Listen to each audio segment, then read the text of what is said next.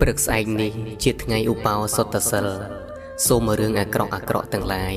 រសាយអស់ត្រឹមយប់នេះសូមឲ្យខ្ញុំនិងក្រុមគ្រួសារជួបតែសេចក្តីសុខសុភមង្គលសំណាងល្អប្រាថ្នាអ្វីបានសម្រេចដោយបំណងរកទទួលទានមានបានជួបតែមនុស្សល្អទៅណាមកណាជួបតែសុខសុវត្ថិភាពជាពិសេសជូនពរឲ្យពុកម៉ែរបស់ខ្ញុំបាននូវសុខភាពល្អអាយុយឺនយូរជាឆ្ងាយពីជំងឺផងទាំងពួង